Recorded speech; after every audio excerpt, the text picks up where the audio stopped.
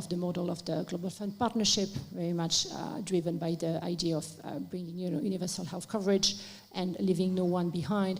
And again, COVID-19 has demonstrated to everyone how critical that was to have equitable responses, because as we all know by now, no one is safe until everyone is safe, and equity has been a big challenge in that response, to be very honest.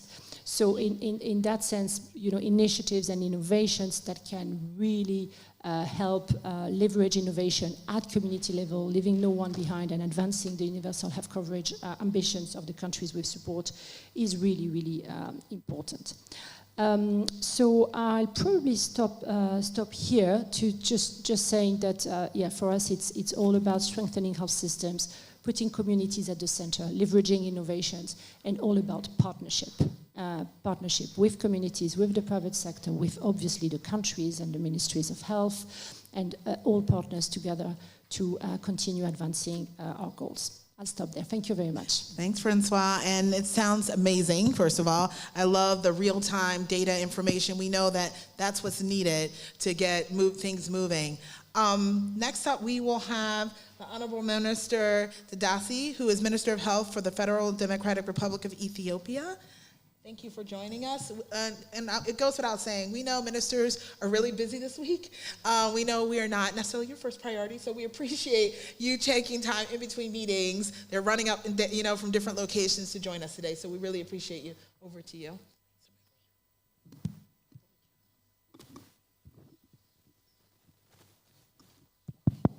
Thank you very much for the opportunity, and apologies for joining late. I was in another meeting. It's really a pleasure to be discussing this very important topic on universal health coverage, and of course one key pillar to achieve it, which is partnerships. I think we all know that this is a big agenda for all of us globally, achieving UHC for our communities, and as a country that's the main pillar goal for our health sector to achieve UHC. But the main thing I want to speak about is one of it is a key foundation of primary health care as it relates to achieving universal health coverage. As a country, our policy for the last maybe more than 3 decades has been one focusing on disease prevention and health promotion with the primary health care as its foundation. And particularly in the last 17, 18 years, we have been implementing what we call the Community Health Extension Program, which is having community health workers working with communities and families and being the bridge between the needed health care in facilities and delivering those needed education and basic few services at the community level.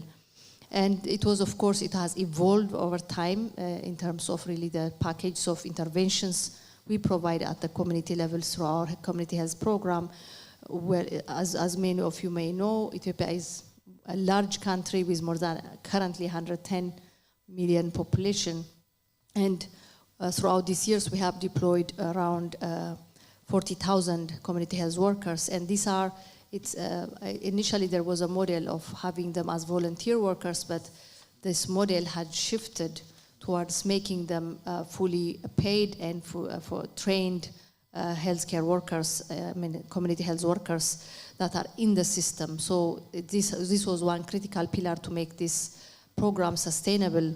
So they deliver house-to-house services to communities, and at the same time they deliver some basic services like immunization, family planning, and a component of the antenatal care in the lowest health system unit, which we call health posts. And this has made the services much closer to the community, which has impacted our mortality rates, particularly in child and maternal mortality. And of course, this has to be very much integrated with the primary care centers and hospitals. So the linkage is one area we are now strengthening to make sure this, those health workers get the needed support and link those patients who need more care to the facilities. But when we are talking about, so this is one component, but we need, of course, to develop all levels of care, but as government, we strongly still believe that it is investing in the primary healthcare system that's really key to reach our community, to have them. When we are talking about UHC, it's not just about access, but the main issue is, the first is access, but the access should be of quality, but there also should be no financial burden. So we're trying to achieve all this primarily in the primary health care. But it requires really looking at a health system perspective. So not only for having a stronger system, even when we are in this COVID pandemic, what we have learned is that we need strong health system at all levels to be really respond strongly to the shocks of such emergencies and pandemics and other problems like conflicts and droughts we are facing. So when we are looking at this, when we are talking about the UHC, the health system lens is always critical at still the foundation of PHC, but overall in terms of improving quality and equity, which includes health workforce as a key pillar on how we develop competent but also motivated and compassionate health workforce. And how do we finance the health system? This is one key pillar we're focusing at in our strategy, because we have seen the challenge of the underfunded health system, how we faced the pandemic, and those challenges within that emergency has driven governments and others to really support and fund the response with more funding. So if that was possible, we should be able to make the continuous support to the health system really much better in terms of having sustainable financing. And this, of course, needs concerted effort. Governments need to increase the funds. And we are now as a country at around 8.5%, which is still far from the 15% target. But it was increasing progressively. So while we need to continue to push for government expenditure to increase, we know that's still limited. So there should be innovative ways of how to finance our health systems, but also how to smartly and efficiently finance it with those limited resources. Where do we spend it? This is because this is very key to achieve universal health coverage, including the ensuring that the out-of-pocket expenditure or the financial hardship is addressed. But also the key issue of supplies and medicines, I think, is one of the key issues that need to be addressed as a strong health system for UHC. And the key pillars like improving data systems for decision making are also critical to where we envision our primary health system. But I think within all this envelope, I think we still need to focus on see the role the community level work within the primary healthcare system plays. So partnerships, I think, they are the foundation for all this work what we are doing. Because as countries, we cannot deliver without, governments cannot deliver without partnerships with within the health system, with the private sector, with development partners, with academia, and the communities, CSOs. So these partnerships should be key, but also the partnership should be designed in a way they should focus on the priorities of the country. That are, because we already have set priorities, plans. So alignment on those priorities is, I think, a foundation for strong partnerships. Thank you very much. So I see some themes coming up: community level partnerships that follow a plan that the government has already in place. Minister Aceng Ocero, from the who's Minister of Health from Uganda. Thank you for joining us. Good to see you again. Tell us a little bit about partnerships in Uganda. What's working? What stands out as those real catalytic partnerships?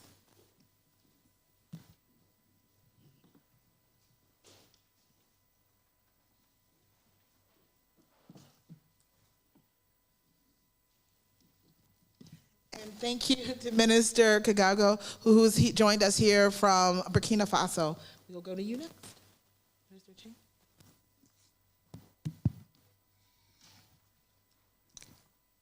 Thank you very much, and thank you very much for inviting me to share in this very important topic of catalytic partnerships to strengthening health systems. First of all, let's start from the current pandemic and the experience that we all went through. Of course, I don't think the world was prepared for this pandemic, although we had discussed pandemic preparedness for quite a while, and many of the African countries had that experience. But what we saw clearly showed us that even the most prepared health systems are never prepared when it comes to pandemics. It takes people by surprise. And one of the biggest challenges we had in Africa was in regards to logistics, human resources. Later on came the issue of vaccines and medicines. And of course, as your question goes, the important aspect that we saw was partnerships. It gave us hope when partners came in to support. First, partners came in to provide logistics. Later on, it was to provide financial resources, human resources to support the response. And then, of course, later on, many of you are aware about the COVAX facility that came in to provide vaccines at a time when Africa was waiting eagerly for vaccines. So that alone can tell you the value of partnerships that over the years has supported Africa to build strong health systems. And if I can talk for Uganda, strengthening health systems for preparedness in Uganda started way back with the first Ebola outbreak in the year 2000. And Uganda is one of the countries that has had so many outbreaks. And I can proudly say that by the time we had COVID, Uganda had systems in place to manage the pandemic. No wonder we didn't have as much mortality as many other areas. But I would like to emphasize not only the international partners, but the private sector, the non-governmental organizations, the civil society organizations, and if I can talk a little bit about the private sector and the civil society, and in relation to the pandemic. Many of you will recall that there were several lockdowns in many places. And the lockdowns completely impaired the normal service delivery system for patients and for many people who would have loved to access medical services, because literally nobody was allowed to move or were asked to stay at home. And yet people fall sick. With COVID or without COVID, people fall sick. But it was amazing how the private sector and the civil society swung into action to save situations that were beyond control and to make sure that people with HIV and TB got their medicines at home. People who had emergencies could access the facilities and get some treatment, and even the elderly could be taken care of. We cannot underestimate the impact of having non-governmental organizations and, of course, other, partners that are within the country. Those are the uniformed people, the police, and, the army that came in at the right time. I cannot forget the media. Sometimes disseminating the right information, but sometimes also the wrong information that can impact responses in many areas. So if we are talking about the role of partnerships in strengthening the health systems, that can be one of them. But also, I want to emphasize the role of governments having very strong collaboration and partnerships with the communities. One of the strengths that Uganda has in managing pandemics is a community that is responsive, a community that owns the response, and a community that listens. And this was built over time by continuous sensitization and creating awareness so that when you talk, the community listens and they know there is a problem. And the next they will ask you, what would you want us to do? How can we participate? How can we do this together? How can we further the intervention down? Creating community surveillance systems to ensure that the community can also be part of the reporting system and get it where it is. And then lastly, I have a lot to say, but I'll close with talking about especially the need to digitize community health information systems. All our health needs begin from the communities and end in the communities. So getting information from the communities in real time and getting the communities to report back to you and you report to them in real time cannot be overemphasized. And in this respect, allow me to recognize some of the community actors like the Living Goods, like yourself, that have supported, empowering our communities, not only with knowledge, but also digitized system and information to enable them do their work. Partners like BRAC that have done a very good work, UNICEF, Rockefeller, I could mention many other partners that we've gone into, collaboration with to create very strong community health systems. I'll stop there. Thank you. Thank you, Minister Chang. And just as a reminder to those online, we are broadcasting in French and English, and those who are in the room, if you need translation from French to English or vice versa, please just use the network. Okay, good.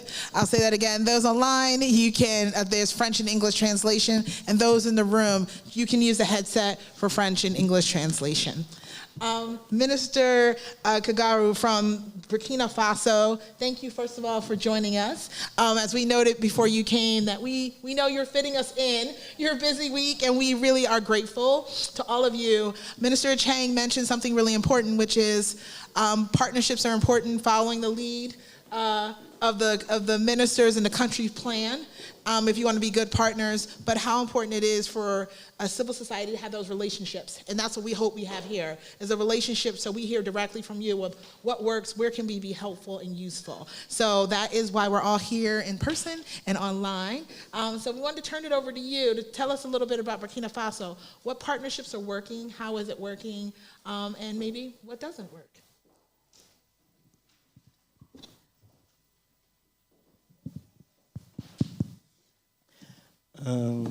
First of all, I wanted to apologize for being late to attend this meeting. So I'm very sorry.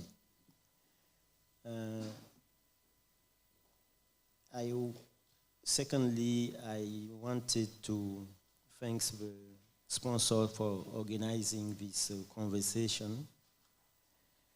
And I do know that for many of you, you don't know Burkina Faso. Just let me paint a picture. Okay, thank you very much.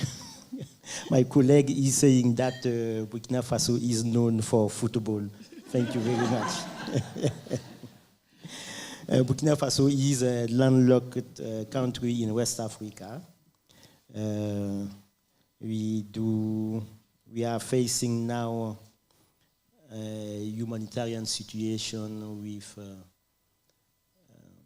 terrorist attacks which led in around 2 million internal displaced persons, mainly composed of women and children.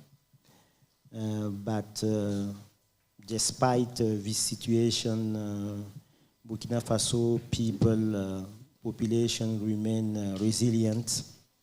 And we are now experiencing a governmental transition since January 2022. But we are an example of a government that has committed to continue with a comprehensive health agenda in order to ensure access and continuity of services.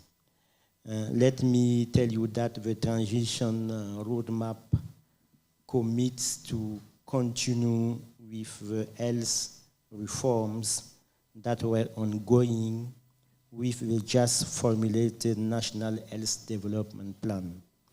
And we have formulated this plan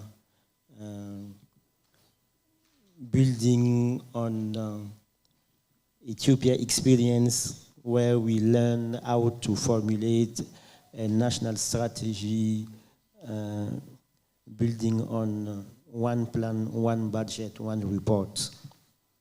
And I just wanted to share with you this afternoon 5 priorities we do have in Burkina Faso. The first one is related to primary health care with a focus on community health. And as I was saying, we are facing terrorist attacks, so it is really important for us to deploy and to reinforce community health workers. And since 2016, the country had recruited 17,000 community health workers, and that are paid by the government budget and the support of partners as the Global Fund, UHC. And so we are reinforcing that. And we wanted also to go beyond community health workers in order to implement self-care so that women can themselves use contraceptive themselves, and so that women can screen their children to see if they are malnourished or not. So just to say that primary health care focusing on community health is really an important priority for us now. The second priority is related to supply chain. We do all know that if we don't have medicine, we do not have a health program, so we do not have health system.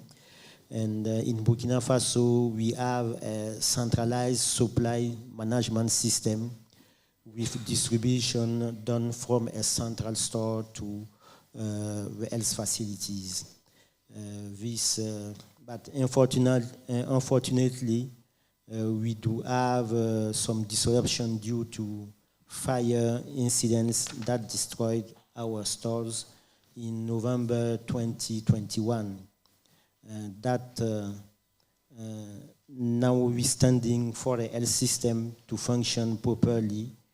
We have to have a good supply management system. And so I just wanted to say that our government is committed to enhancing the system to be responsive to the last mile. Concerning the priority on health financing, I just wanted to say that overall we have experienced downward trend of external funding from 2015. States are the first source of health financing since the implementation of free health care policy. And in Burkina Faso, just to say that since 2016, we have implemented free health care for pregnant women and under 5 children. And yearly, the government is putting on the table $50 million for this measure. And so we are looking to work with partners as the World Bank, as GFF, the Global Fund, Gavi, and other partners, World Bank and WHO, in order to put in place measures to be more efficient through strategic purchasing. I wanted also to speak about alignment, as my colleague Dr. Lia Tadesse is the leadership of the task force of alignment group that has been set by with the global financing facility. Just to say that alignment is a priority for our country. And as I was saying, we have just formulated our national health plan, building on one plan, one budget, one report. And it is really important for us to move forward. And we ask tool to concrete, to go beyond with that. We are now conducting resource mobilization and expenditure tool tracking, so that we could have a mapping of all partners and what each partner is doing in the country. Finally, I wanted to speak about innovation we are putting in place, and this is done with the support of living goods, in order to digitize community health workers, what they are doing on the ground.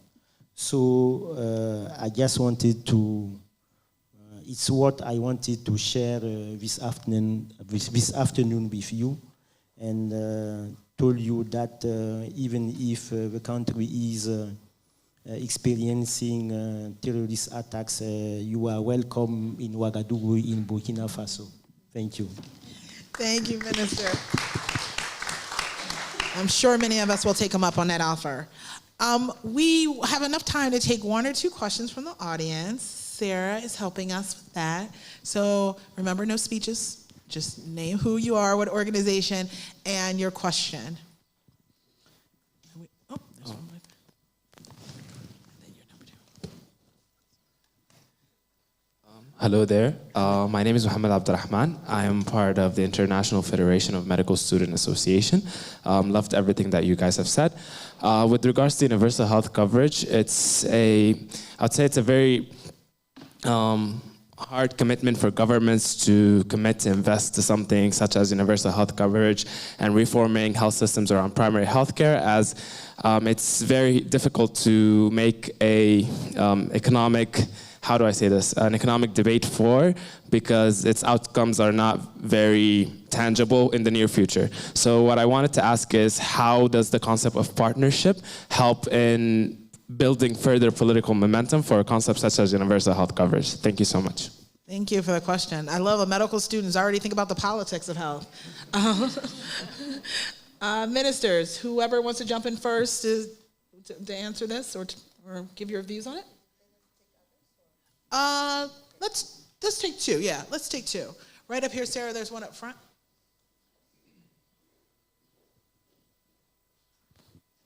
Thank you so much for the enlightening discussion. It's Mohammed Suleiman from South Africa. I'm a medical student, and I'm part of the delegation for the International Federation of the Medical Students Association. My question is, what model is best for implementation of UHC in Africa?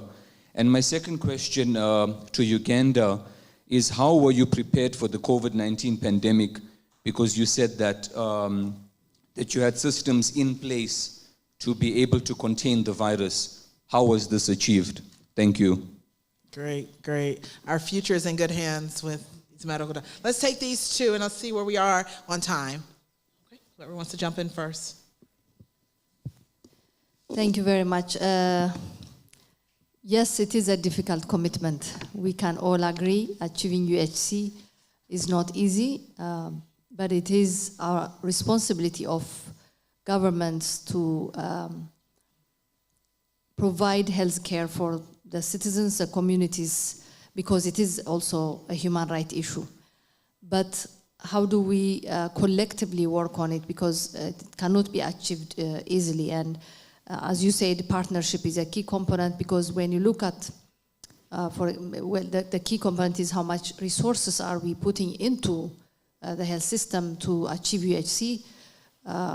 Just to cite an example, for my country, almost a third of it is by government, a third of it is by donors and partners, and around a third is out of pocket from patients. And this shows we still have, there's still a lot of contribution from the community that could be catastrophic for some families, and we have to yet go down. And it's not yet at a time where the government can fully cover the needs, but the increasing investments, so what we can measure is how much investments are we increasing, but to bring that, of course, the overall resource envelope of countries needs to grow, so it goes beyond health. So it is a whole of government issue, because how can we increase the resources, how can we increase tax base and so on. So there are many things that need to be addressed to increase the investment, but also there are health-specific interventions that need to be done. In addition to increasing the allocations, interventions like health insurance are really fundamental. And as an example also, for my country, for Ethiopia, we are now implementing what we call the community-based health insurance, which is for the informal sector, which is the largest segment of population. We're around at 40%, and the government is working towards making this mandatory through needed legislative actions. And this progressively can really enhance reducing the catastrophic expenditures that patients are facing. So there needs to be policy, legislative commitments that advance this agenda. There need to be resource commitment, but overall political and leadership commitment. If it's there, a lot of push can be done to advance it, although we can all agree it's not going to be easy. Thank you. Okay. Minister Kargougou?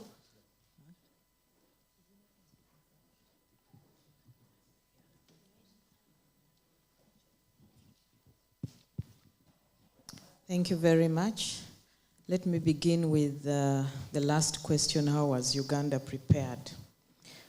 You may not be aware, but at the time we had the pandemic, Uganda was responding to an Ebola outbreak from the DRC. So that means all the systems for response to pandemics in Uganda was activated. The surveillance teams were on the ground. The emergency operating centers were actively scanning all the districts for whatever is happening there, including the border. There were health workers at the border screening people.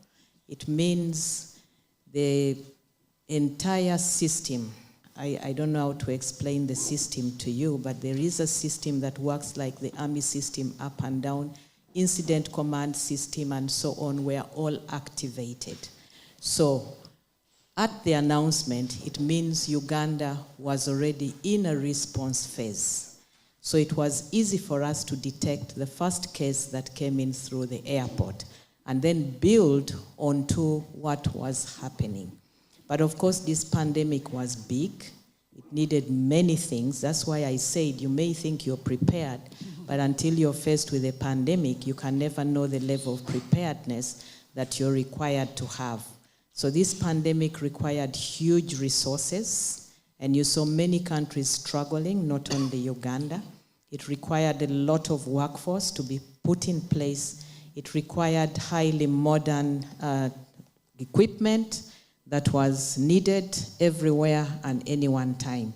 But if you talk about the basics, the surveillance system in terms of laboratory, event surveillance, and so on and so forth, Uganda was ready. And to date, I think Uganda has only had 3,600 people lost to COVID. You can compare that with the rest of the world. Now, let me go to the next question. What model is best for universal health coverage in Africa? There is no model which is good. Each country will have its own model because all countries are different. And all countries are at different stages of development, different stages of financing, different stages of human workforce development, different stages of everything. But countries also cannot be the same because we approach issues in different ways.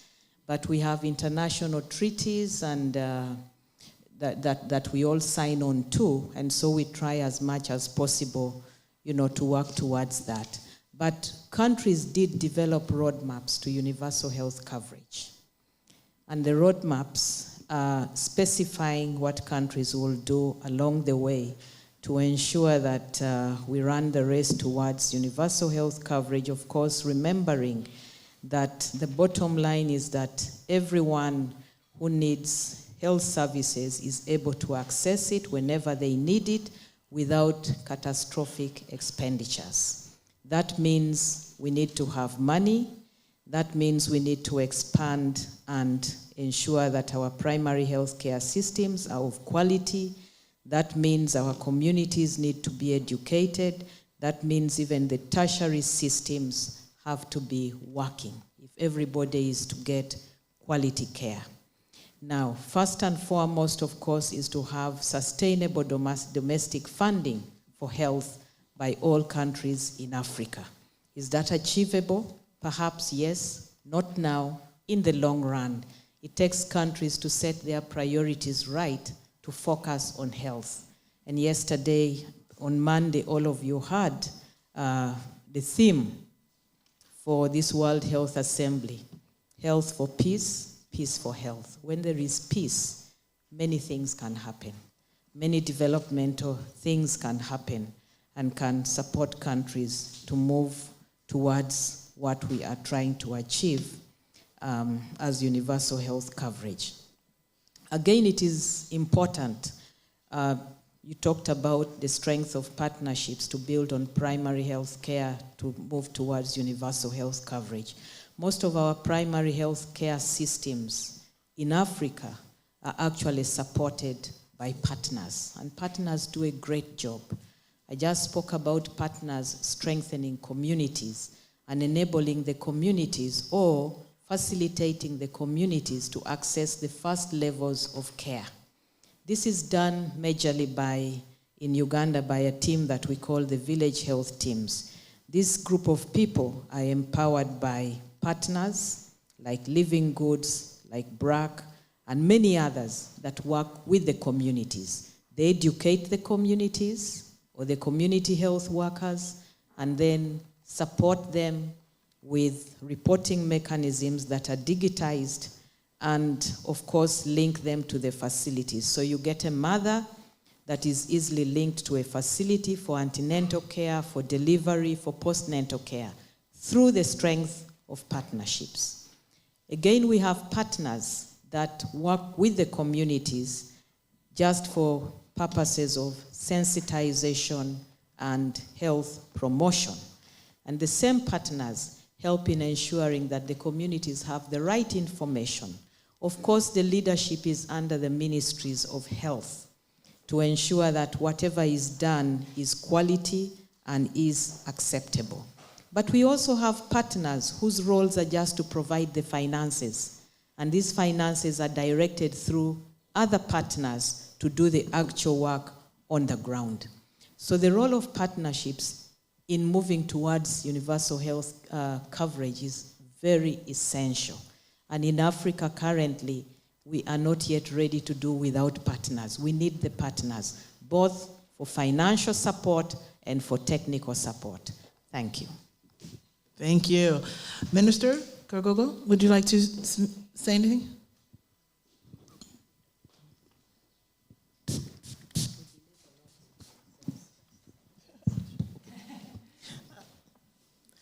So, thank you very much for allowing me to speak in French.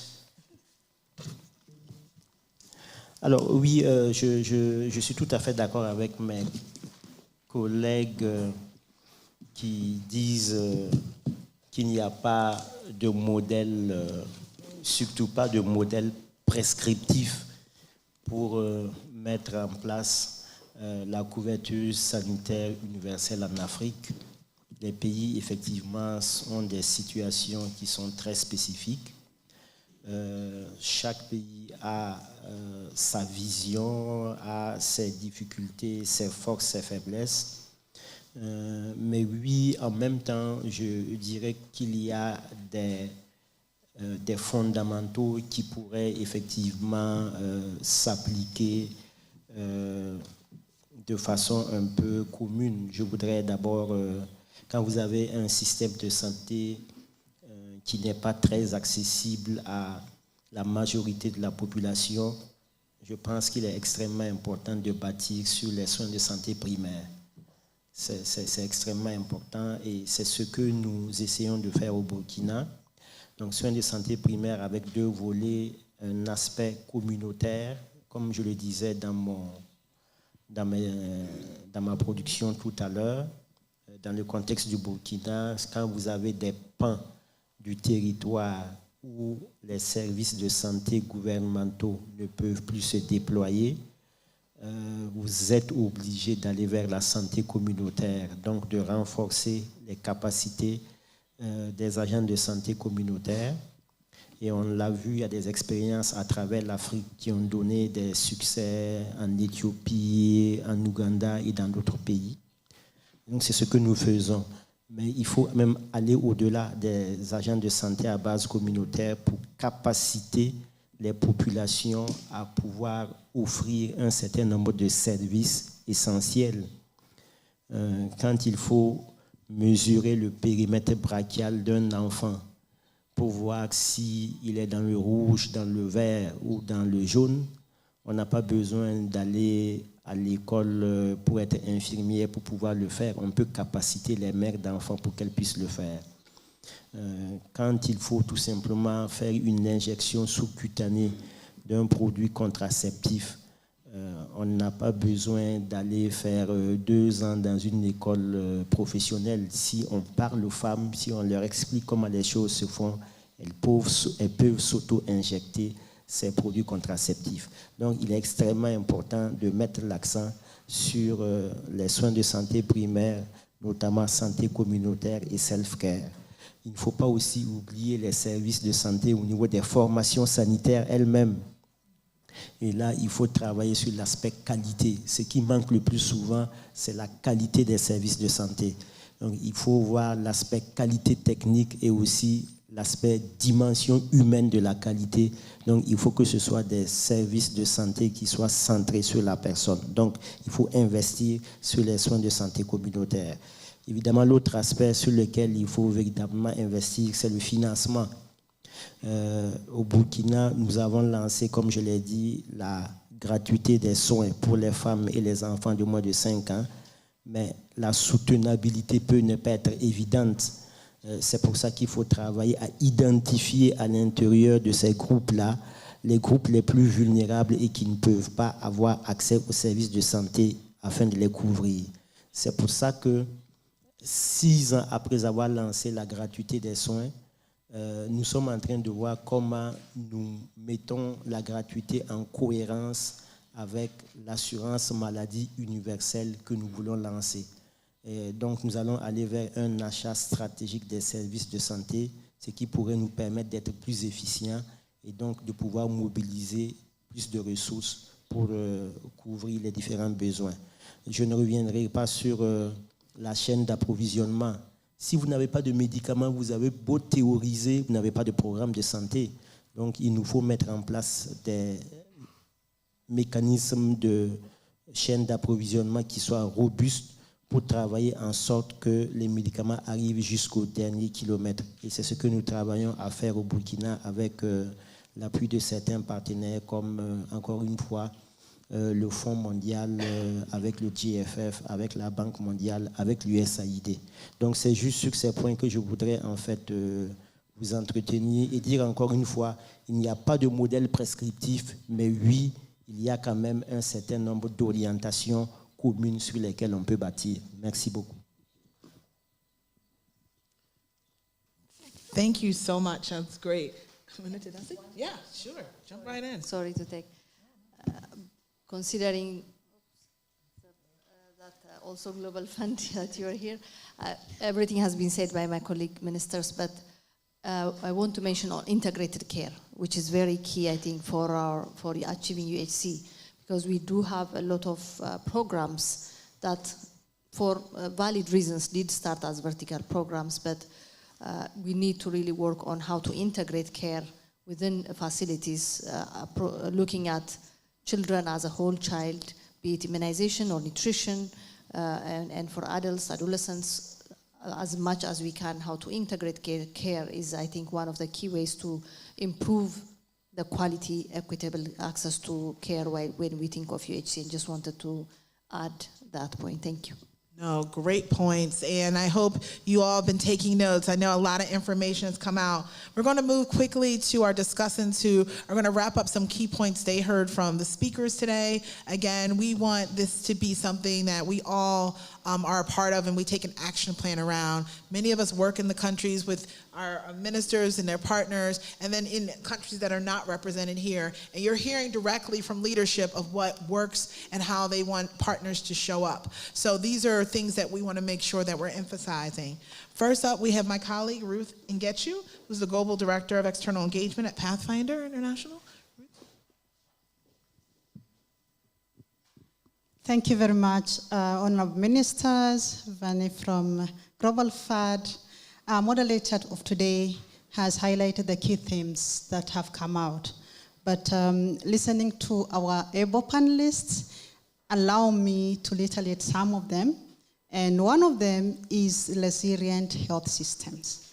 It came across as a key theme as our panelists were giving their speeches. And then there is the need for innovations for continued service delivery, including the digitization piece and community engagement.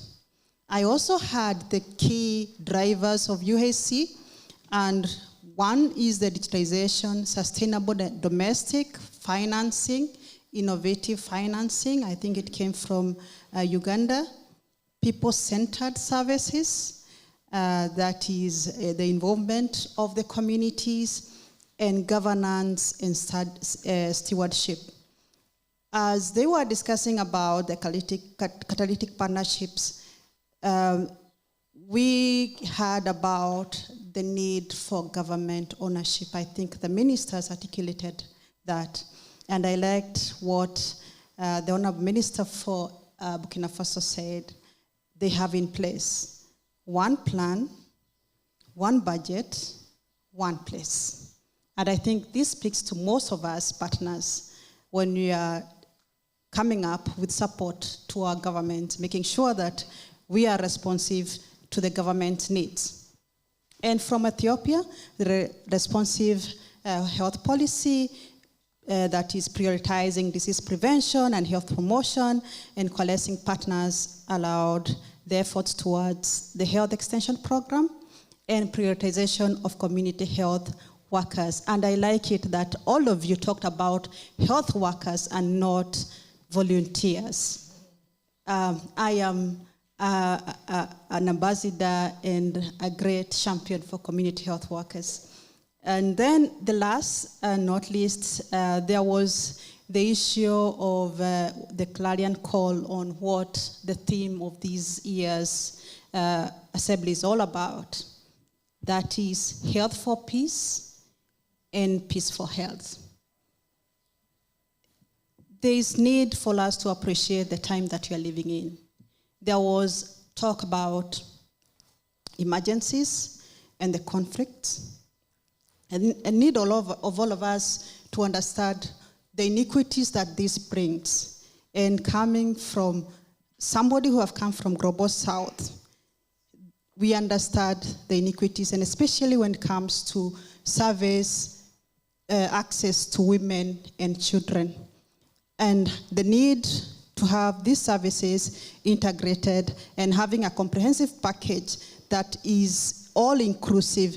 And one key component that is usually missed, and for our ministers, is the sexually reproductive health and family planning component, especially for our girls and women in the conflict, and at this time when we are having the emergency that is the COVID pandemic. I want to borrow something that I heard from our Director of Health from Ethiopia yesterday, and she said that for us, we need to consider bringing women at the center and be the gravity for family health.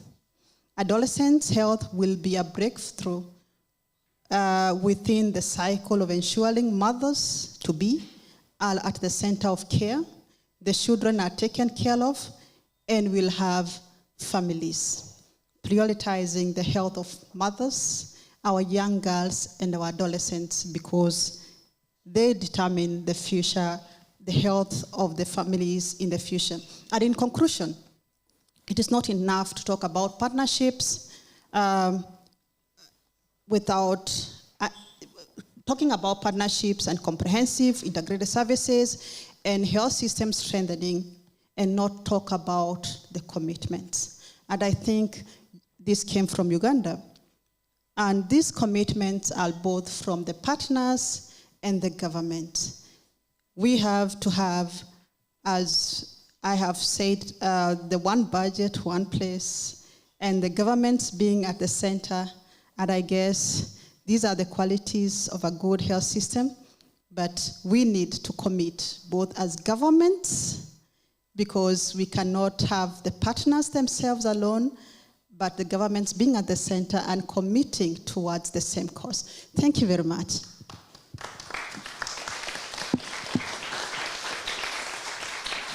Thanks, Ruth. Next up, we'll have Armand Bambara, who is the digital health specialist from Living Goods, and he will be speaking in French, right? In English. Come on, mix it up a little bit for us. Thank you so much. Thank you so much. Thank you, honorable ministers, for your remarks. They are really inspiring, and for the leadership, and is instrumental in strengthening health systems in your respective countries, all the way down to the community level. In Burkina Faso, where I work, many families have trouble accessing health facilities, and community health workers are often the first and only access point of healthcare, delivering high-quality, life-saving care at the doorsteps of families at the last mile. On behalf of my organization, Living Goods, I applaud the government of Burkina Faso's commitment to community-based healthcare as a foundational element of achieving universal health coverage in the country, as articulated in the National Community Health Strategy mentioned by Honorable Minister Kargougou. Living Goods partners with African governments, including in Uganda and Burkina Faso, to ensure that community health workers have the tools they need to deliver high-quality care and are supported by strong health systems. We know that to be most effective, community health workers must be digitally enabled, equipped with medicines and training, well-supervised, and adequately compensated. We call this DESC with the DESC approach with D, digitally enabled, E for equipped, S for supervised, and C for compensated.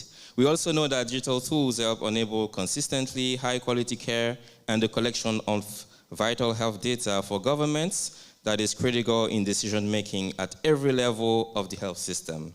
For sustaining these systems long-term, a strong policy environment that supports DESC is essential.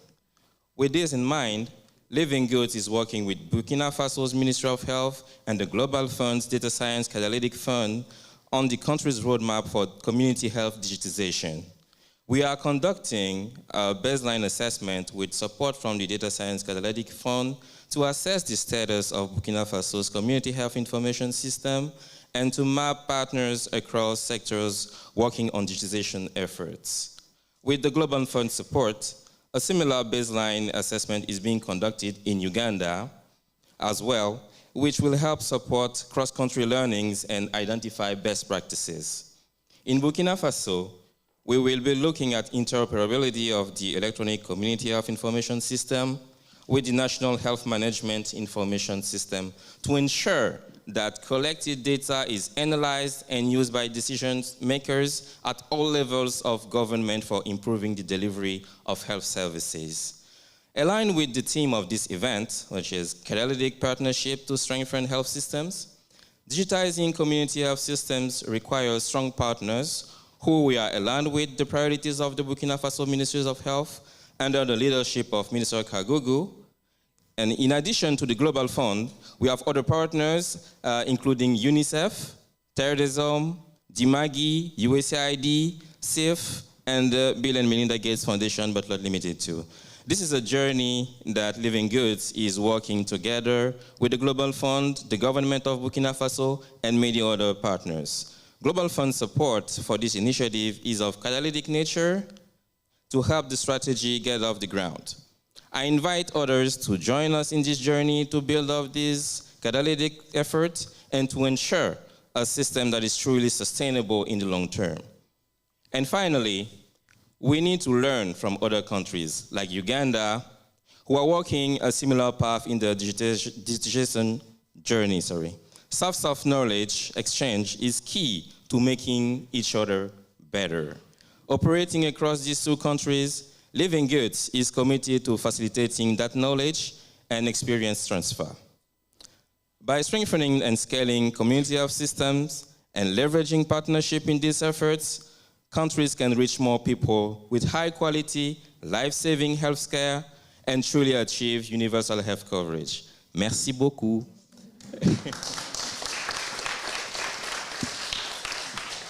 Thank you, Armand. And finally, Lillian Pedrosa, who is the Senior Portfolio Fund Manager at the Global Fund. Thank you. Good afternoon, everybody. Thank you very much, all honorable ministers and panelists, for the excellent discussion. It's difficult to come after all these excellent speeches, and a lot of information has been shared and put with you. So I thought that maybe what I could add is a little reflection on all strengthening health systems and building partnership from my perspective. And here, my perspective as a member of the country team at the Global Fund, someone that is a partner based in Geneva, but trying to support the best we can with other organizations and the Ministry of Health. So I will start with alignment. You heard from all the different speakers about the importance of having the alignments, the national priorities. And for me, I would say this is the requirement. This is the first step, even to beginning the conversation. We have the National Development Plan from Burkina Faso, but we also have all the national strategic plans, HIV, TB, malaria. We also have the community health strategies. Soon we're going to have a contingency plan to understand how to better deal with this situation. And we also have all the international guidance from WHO and different partners. So if we don't have a very strong alignment on all of this plan, and a clear leadership and vision from the Ministry of Health, from the partners, it becomes very difficult to work. So I think for me, that is really the first step for us to start being effective in helping the countries.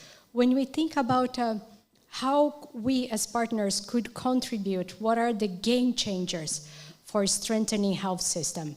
I would like just to highlight 4 points. One is a strong M&E and HMIS data systems. So with a strong M&E and a strong management data system, we'll be able to have quality and timely data. And that is important, as was mentioned by our panelists. A lot of time is take 1 year, 2 years to understand what is happening with the data.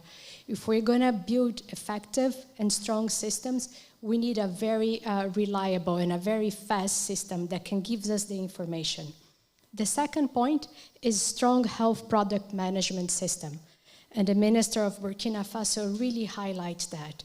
If we don't have a strong way to manage the health system products, to know what are our needs in countries, where those products are in the region, at central level, all the way to the patients, it will also become very difficult.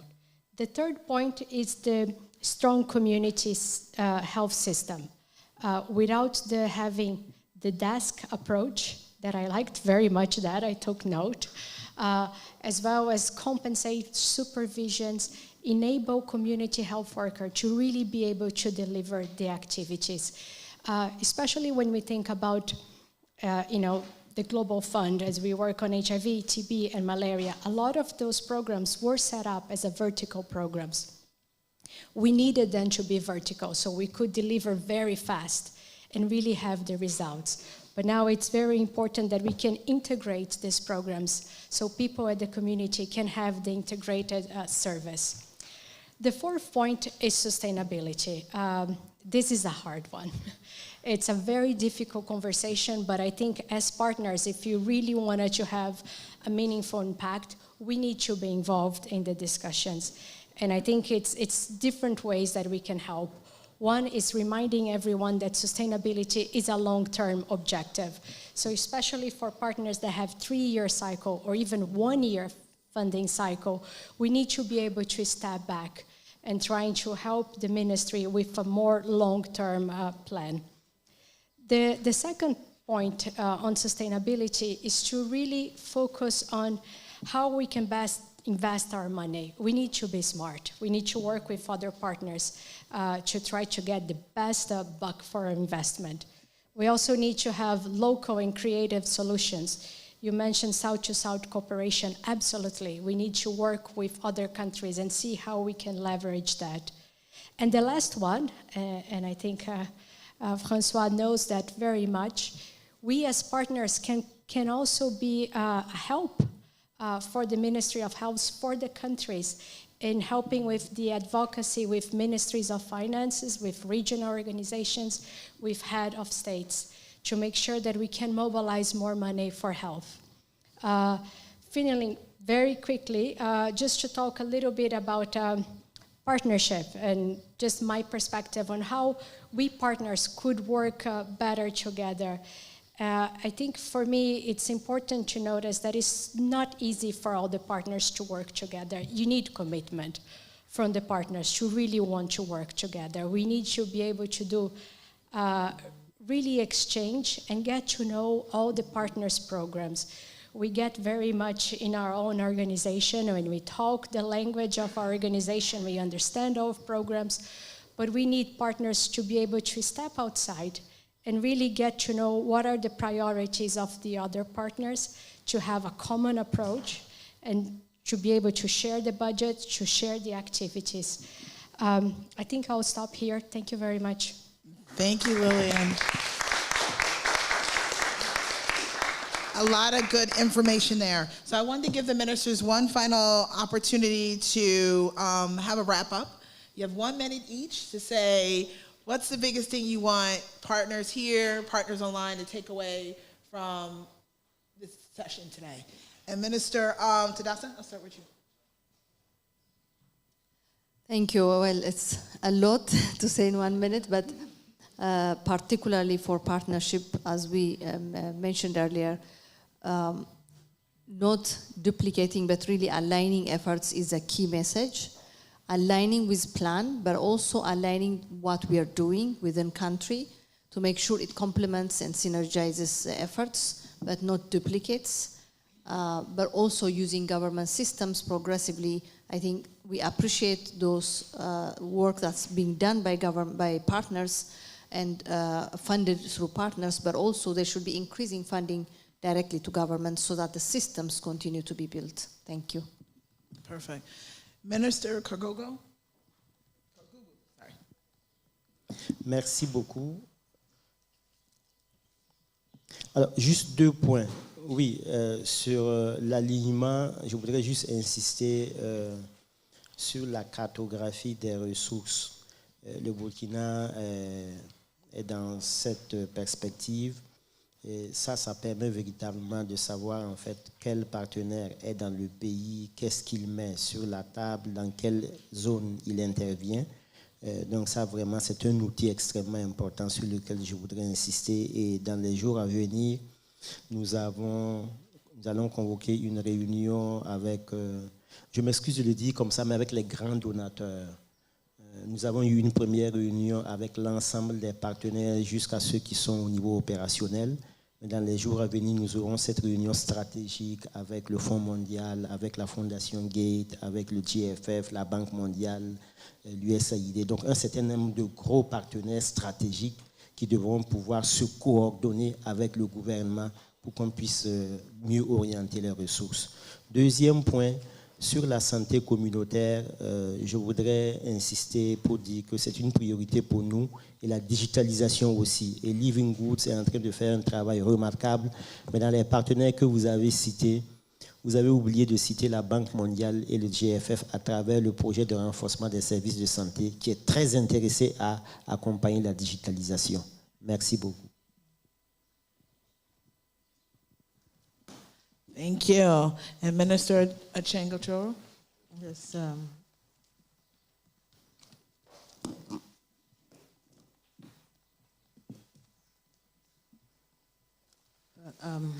Thank you very much. My last word on partnerships is that we value partnerships and we value our partners, especially when we all focus on country priorities with collective efforts, collective decision, with the ministries of health in leadership. But most importantly, we value the aspect of transparency and accountability to one another. And when I talk about transparency and accountability, I mean in all aspects of our operations, right from the financing to the operations and to the ultimate output that comes out of the collective efforts. Thank you. Thank you. And thank you to everyone who joined us online. Thank you to those who joined us in person. Special thanks to Minister Kargougou, Minister Aceng Ocero, Minister Tadesse, and to our partners at the Global Fund, Living Goods, the Global Health Council. On behalf of Pathfinder International, we are so excited to have this conversation. We look forward to additional conversations with you informally for the rest of the week. Thank you.